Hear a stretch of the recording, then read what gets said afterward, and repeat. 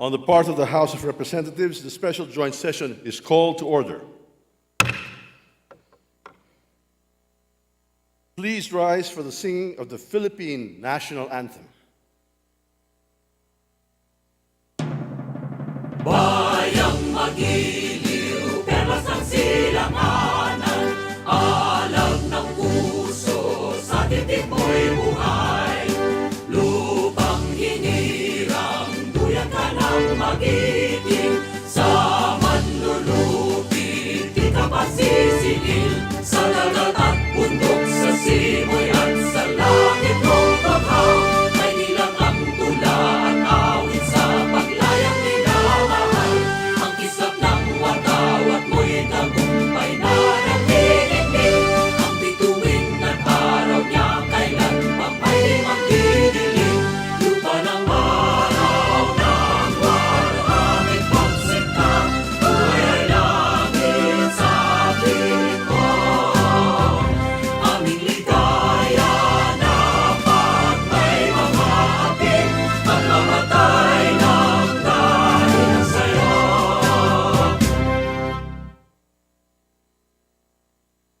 Please remain standing for a minute of silent prayer.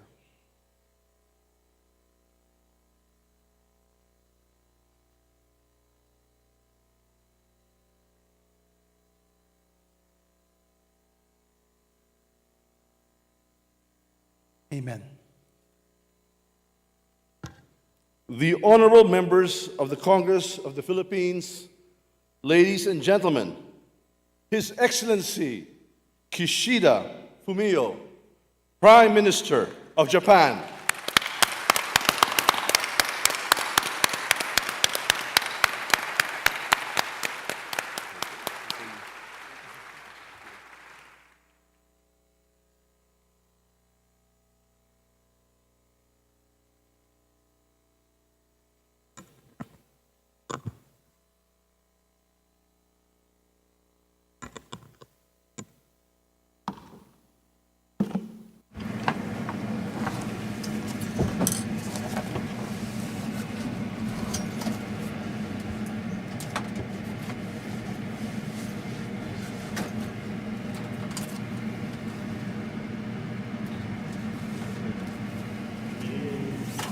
Honorable Juan Miguel Zubiri, President of the Senate of the Republic of the Philippines, Honorable Fernando Martin Morales, Speaker of the House of Representatives of the Republic of the Philippines, ladies and gentlemen.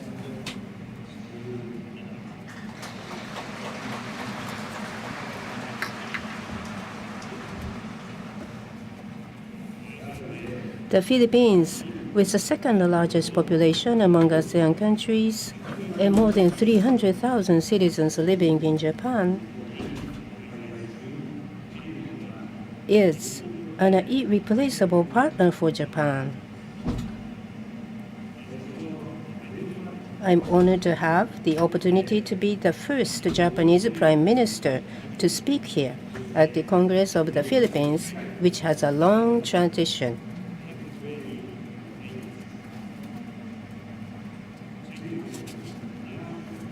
In 1977, former Prime Minister Fukuda Takeo delivered a speech in Manila in the presence of President Ferdinando Eduardo Marcos Sr. I am reminded that in that speech he expressed his desire to build a heart-to-heart relationship of trust with Southeast Asia, including the Philippines, as equal partners.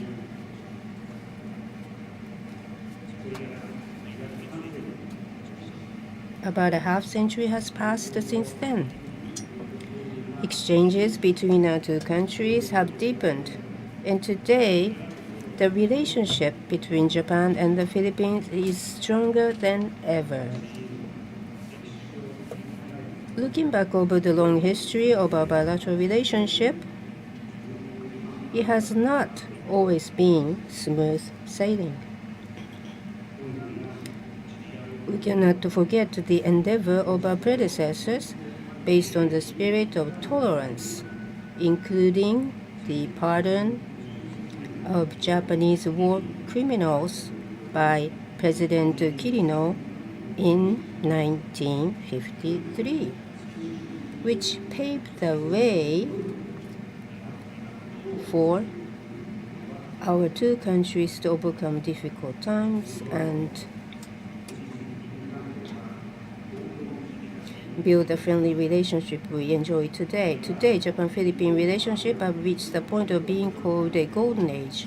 This year also marks the 50th anniversary of the friendship and cooperation between Japan and ASEAN. And in December, we will host a commemorative summit meeting in Tokyo.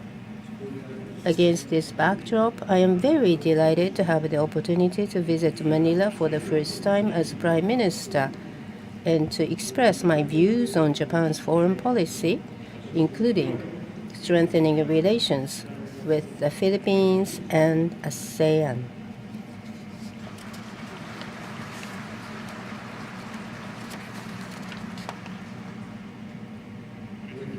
Ladies and gentlemen, the international community is currently at a historic turning point, and the international order, based on the rule of law that we have taken for granted, is under serious threat. The international community is also facing complex and interrelated challenges, such as climate change and infectious diseases. Under these circumstances, we cannot afford to have the world be divided based on the ideologies and values. At the G7 summit in Hiroshima in May this year, which I had the honor to chair, I listened to the diverse voices of the international community, including those of the countries referred to as the Global South. What I strongly felt there was the need to return to the very basic foundation that everyone can share. What I emphasize as such a foundation is the idea of human dignity. There is no better place to stress the significance of human dignity than here in the Philippine Congress.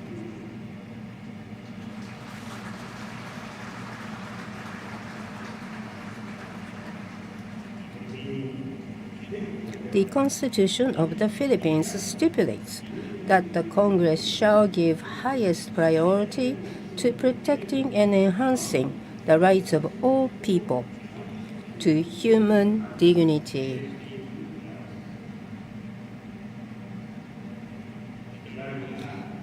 In order for everyone to live with dignity, it is essential to build a peaceful and stable world.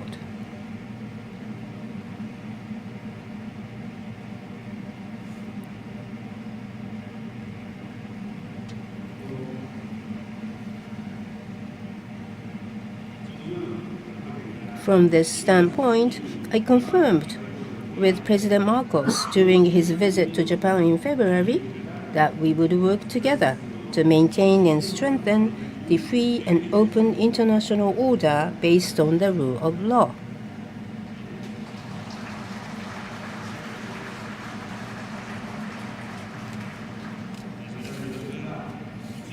Furthermore, during my visit to the United States in January, I expressed my strong determination to defend a free and open Indo-Pacific, FOIP. Also, in March, I announced a new plan to realize the FOIP. Underlying this plan is our determination to lead the international community toward cooperation rather than division and confrontation, and to defend freedom and the rule of law at all costs. Today, I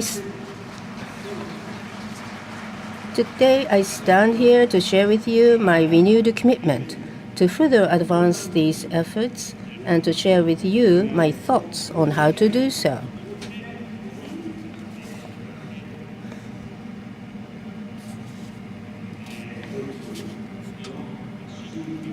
There are 4 pillars in the new FOIP plan.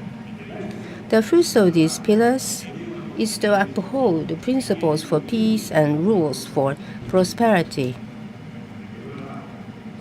This is the idea of building peace by confirming and promoting the basic principles that the international community should uphold. For example, stability in the Mindanao region is linked to peace and prosperity in the Indo-Pacific.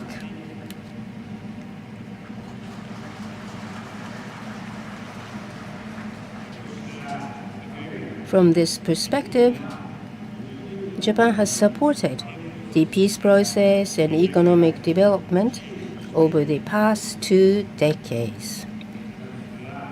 We just announced yesterday in a meeting with President Marcos the provision of heavy equipment for disaster management in Mindanao.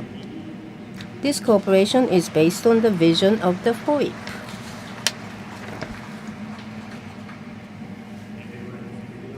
Ladies and gentlemen, 50 years ago, Japan has initiated a dialogue with ASEAN ahead of the rest of the world. Since then, Japan and ASEAN have helped each other in times of difficulty and nurtured a relationship of trust with a heart-to-heart connection through exchanges amongst the peoples in a wide range of fields and at various levels. One of the lessons learned from this experience is the second pillar of the new FOIP plan, addressing challenges in an Indo-Pacific way. This is the idea of addressing global challenges in a realistic and practical manner, and enhancing resilience and sustainability of each country as an equal partner. For example, COVID-19 expanded divisions and disparities in the international community. It is evident that the world as a whole must respond to international health challenges. Japan will support the ASEAN Center for Emerging Diseases and Public Health Emergencies to develop as a regional center of excellence. Japan will also promote the third pillar of the new FOIP plan, which is to strengthen multi-layered connectivity. Needless to say, ASEAN is one of the priority regions in overcoming vulnerabilities by strengthening the linkages among countries. Japan will promote cooperation in line with our ASEAN outlook on the Indo-Pacific AOIP, which resonates with the FOIP. We will work with ASEAN to ensure that many countries support and cooperate for the principles and activities set forth in the AOIP, such as openness, transparency, inclusiveness, and a rules-based framework.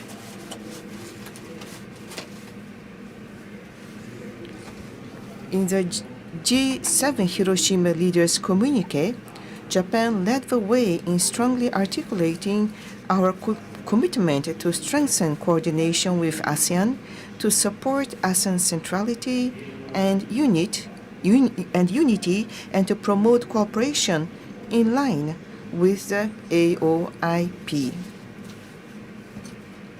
In March, Japan announced a new contribution of $100 million to the Japan-ASEAN Integration Fund.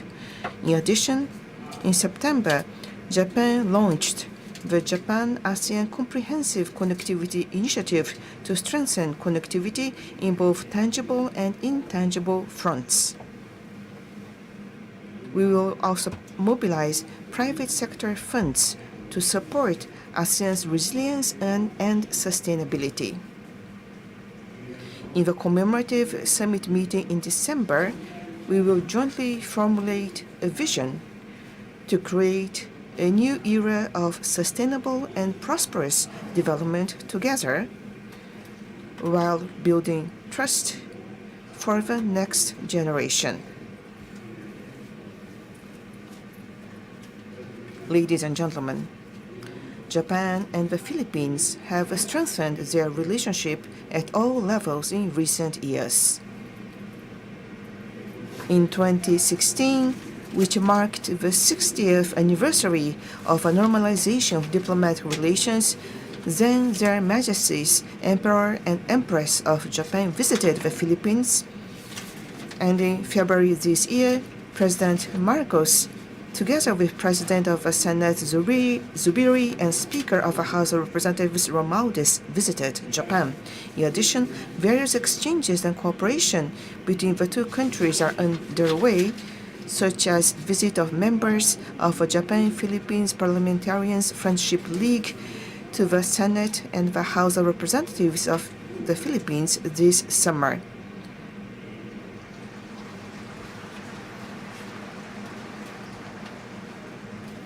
Now, I would like to introduce some specific examples of our cooperation. First, security and defense cooperation. The last pillar of the new FOIP plan is extending efforts for security and safe use of the sea to the air. Japan has hitherto provided 12 ships to the Coast Guard to play a part in improving the Philippines' maritime security capability.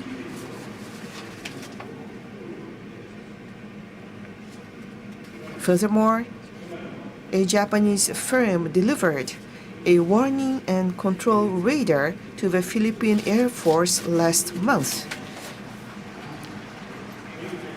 in order to improve air domain awareness. Also, yesterday, Japan agreed with the Philippines to provide coastal surveillance radars to the Philippines Navy as the first cooperation project in the world under Japan's newly established Official Security Assistance, OSA, this year.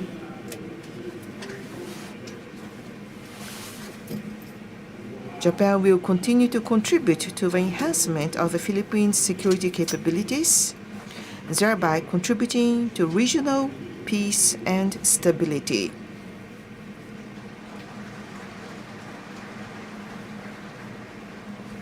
Furthermore, we concurred with President Marcos to commence formal negotiations on a Japan-Philippines reciprocal access agreement.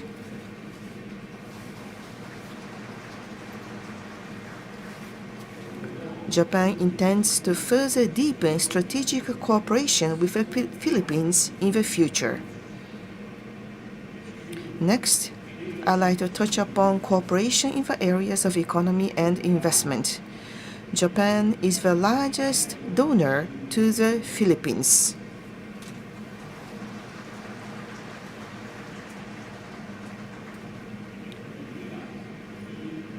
Through the 600 billion yen public-private assistance announced in February, which runs through March next year, we will continue to support economic and social development in line with President Marcos' Build Better More program.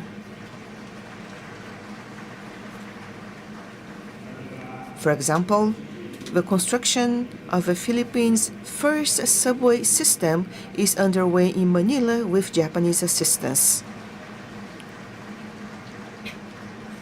I'm going to visit the construction site later today. I'm proud of the fact that Japan can play a part in this subway project, which is said to be a 50-year dream.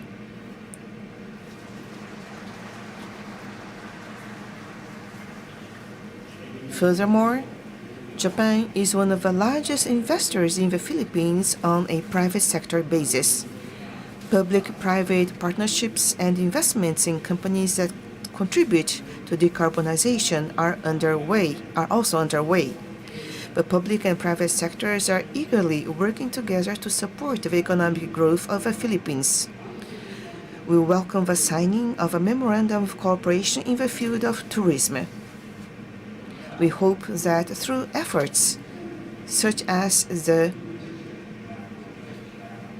FIBA Basketball World Cup co-hosted by Japan, the Philippines, and Indonesia this year, our golden friendship will lead to the next generation. Japan and the Philippines have also deepened coordination in addressing global issues. As a native of Hiroshima, nuclear disarmament is my life work. I will continue to promote realistic and practical efforts toward a world without nuclear weapons. With this in mind, I am pleased that in September we were able to co-host the commemorative high-level event on a fissile material cut-off treaty FMCT with Foreign Minister Manalo. Regarding climate change, which the Marcos administration also attaches great importance to, we are deepening cooperation on energy transition through the realization of an Asia Zero Emission Community or ASEC concept. In December, we will hold the ASEC Summit meeting and will work with participating countries to pursue the common goal of net zero via various pathways for energy transitions according to each country's circumstance. Lastly, I'd like to offer a few words about the cooperation among Japan, the Philippines, and the United States in order to maintain and strengthen a free and open international order based on the rule of law. Multi-layered cooperation among allies and like-minded countries is crucial. In September, President Marcos, U.S. Vice President Harris, and I exchanged views for the first time and confirmed to enhance cooperation.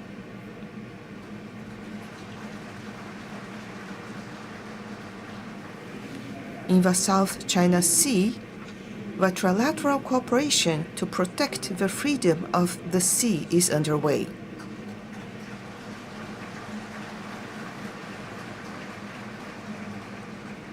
In addition to the participation of Japan's self-defense forces in the joint U.S.-Philippines exercises held last month, the first joint exercise by the Coast Guard agencies of the three countries was held in June this year.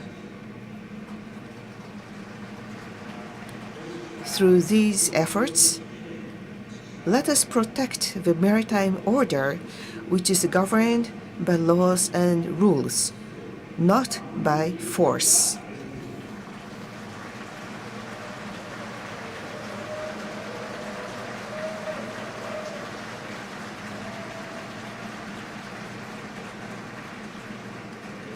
Ladies and gentlemen, as I have mentioned, the relationship between Japan and the Philippines has made great strides over the past half-century. I believe that the people-to-people connection is a bedrock of this relationship. I offered flowers yesterday at the monument to Dr. Jose Rizal. Dr. Rizal, who had once stayed in Japan in his youth and had the opportunity to interact with Japanese people, envisioned that our two countries would one day engage in a full-fledged relationship. Indeed, exchanges between the peoples of the two countries have been unwavering. After the Great East Japan earthquake in 2011, the Philippines sent a medical assistance team, and the Filipino caregiver candidates remained in the affected areas to provide dedicated care, saying we cannot abandon the elderly people.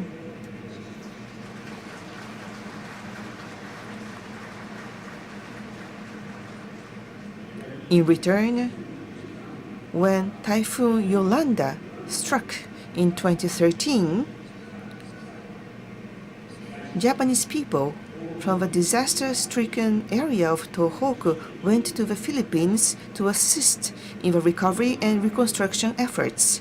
This kind of relationship is what former Prime Minister of Japan, Fukuda, articulated, a heart-to-heart relationship.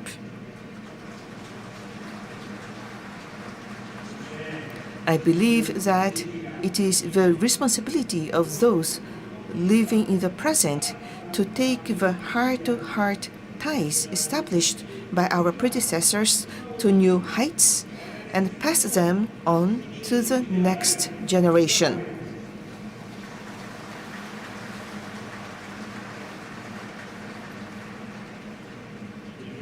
The slogan for the 50th anniversary of ASEAN-Japan Friendship and Cooperation is Golden Friendship, Golden Opportunities.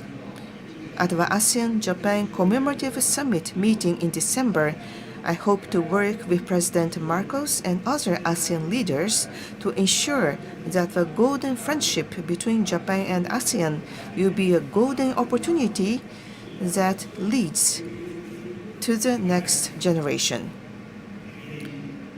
To friends of the Philippines, and ladies and gentlemen, in conclusion, I would like to express my deepest gratitude for the warm hospitality upon my visit to the Philippines. I will continue to do my utmost to ensure that the strong friendship between Japan and the Philippines will last and further develop in the future.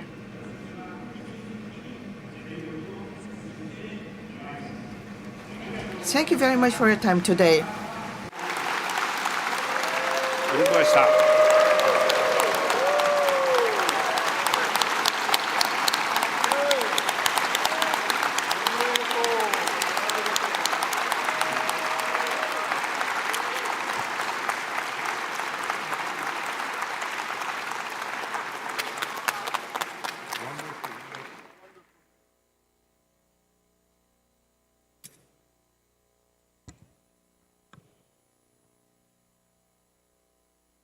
On behalf of the Philippine Senate, we express our deepest gratitude to His Excellency Prime Minister Kishida Fumio for his gracious acceptance of our invitation to address a special joint session of Congress, illuminating the path towards an even more robust and dynamic relationship between our two nations, one that is grounded in the common pursuit of peace and progress within our countries and throughout our region. Long live Philippine-Japan friendship and partnership.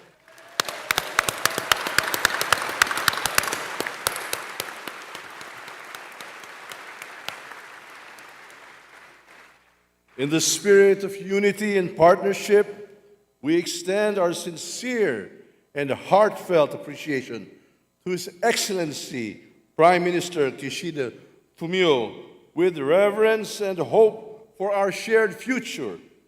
Today's discourse fortifies the bridge between our great nations.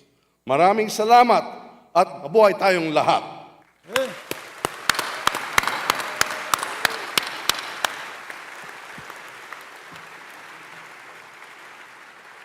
On the part of the Senate, this historic special joint session is adjourned. On the part of the House of Representatives, this special session is adjourned.